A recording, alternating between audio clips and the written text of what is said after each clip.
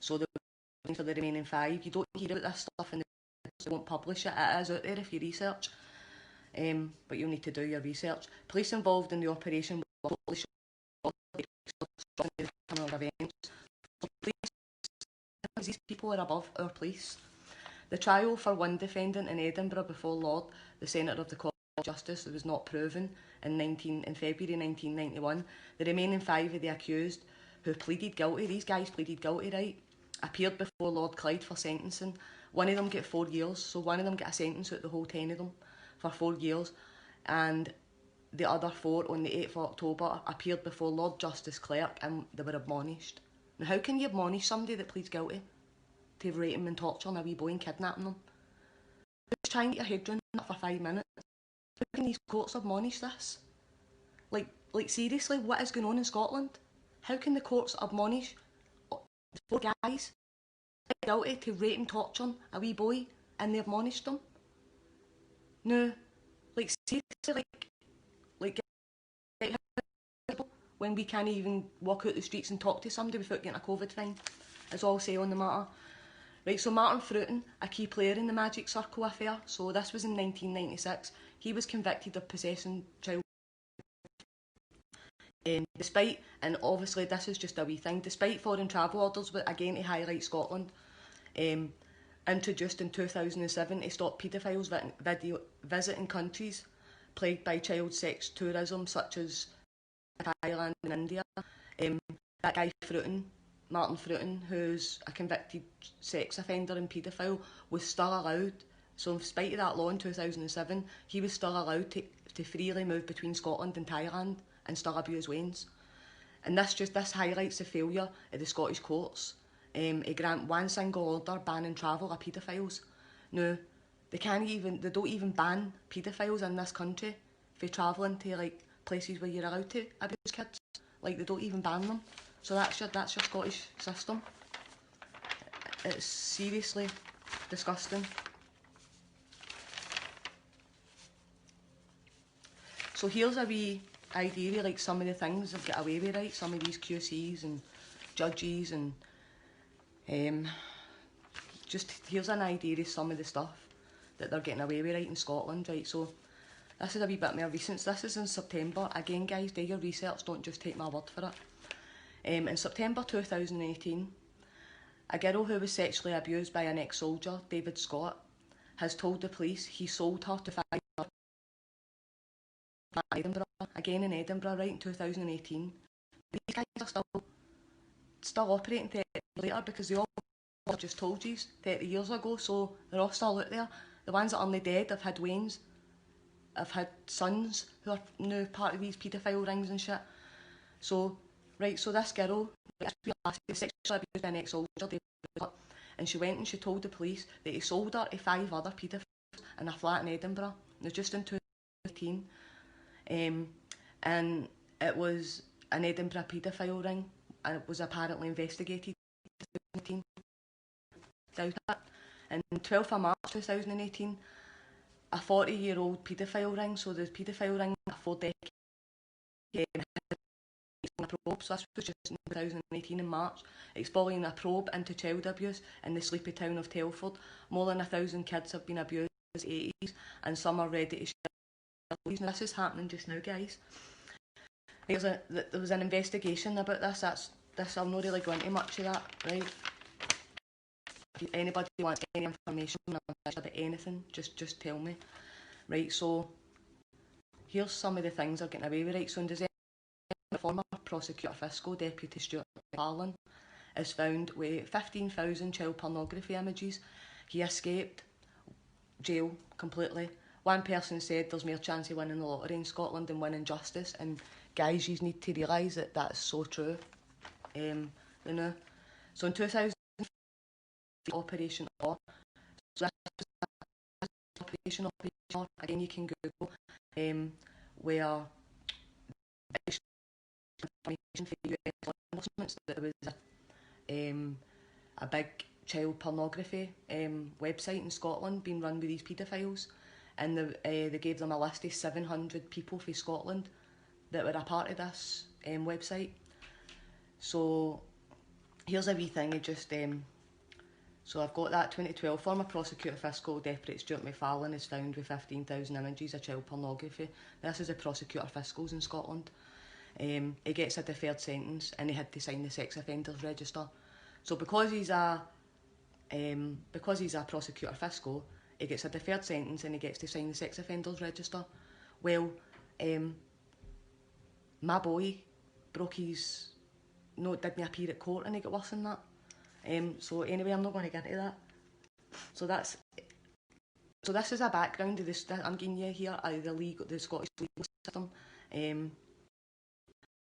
So the Scottish legal system kept having this guy arrested as well, Robert Green. And I don't know if any of you have heard of Robert Green, but Robert Green as well. It's a story. He tells the story of the wee girl Holly Gregg again in Scotland. And again, this is our justice. This is like they're paedophiles. They're all paedophiles. I'm not going to get anywhere with them. Right. So briefly, anybody who doesn't know the story.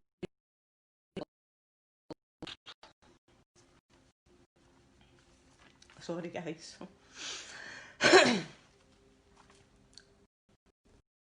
Stuff just gets angry that they get away with this.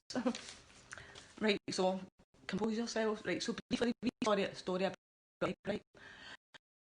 But she had been repeatedly raped. This wee lassie, she's got learning difficulties. She'd been repeatedly raped and abused at the age of 6. Kills me, man. Right, sorry guys.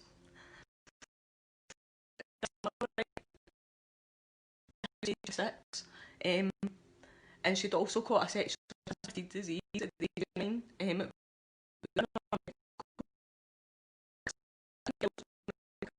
I didn't even know. I didn't even know because a judge. Right. So Holly much later named, this wee lassie went and named all the perpetrators, and it appears her paedophile father had introduced her to a network of other paedophiles.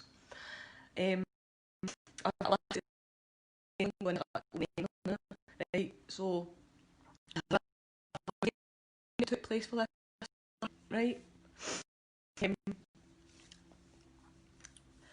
So there was no investigation taking place, and there was none of the suspects were even interviewed.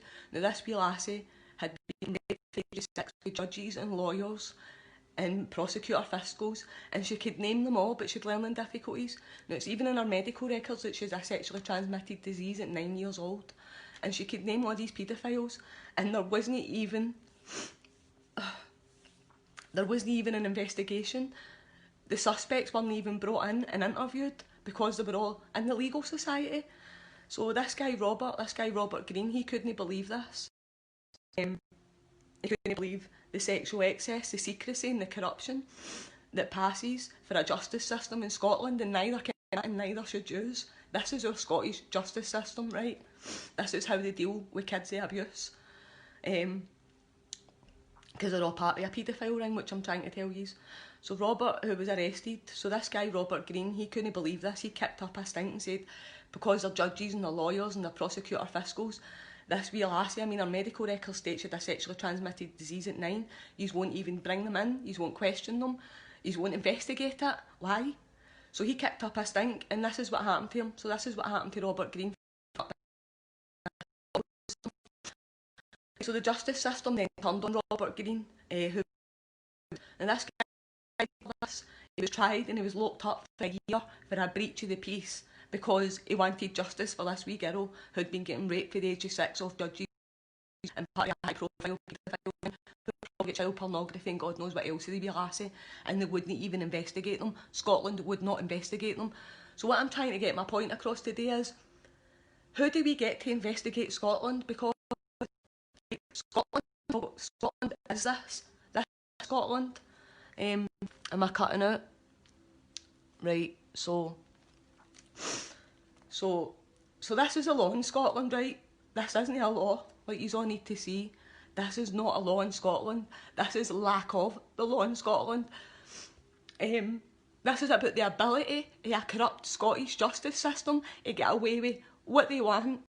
This is what this is. This is what this proof is. This is about the proof. We don't have a law. a legal system in Scotland. We have a bunch of elite people running our country, protecting paedophiles.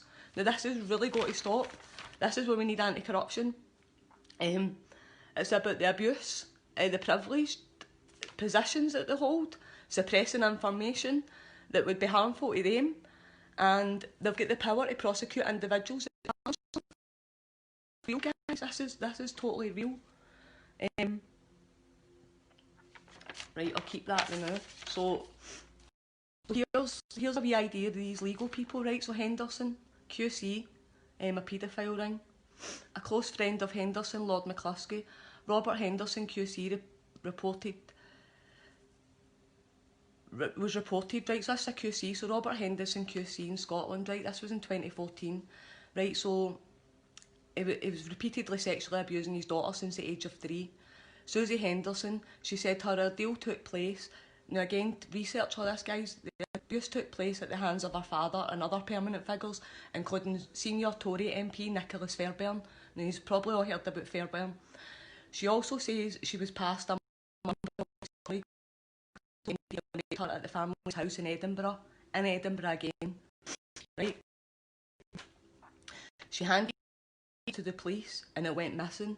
So this lassie gave evidence again, all statements that she'd been getting raped at the hands of her father since the age of 3 with a bunch of elite paedophiles in Scotland. She went to the police, gave them evidence, and the evidence goes missing. It wasn't acknowledged that my father in Fairbairn, this is a Skirrell saying this, it wasn't acknowledged that my father in Fairbairn did something very evil, she said. Not just to me, there are other children out there. So this lassie's saying there's other Waynes out there of these paedophiles. And these people are in power. We put them there and they are supposed to be trusted. It's not right. No, it's not right. And it's true. Now we've got brave souls like this coming forward, and our corrupt system shuts them down, punishes them, jails them, etc, etc.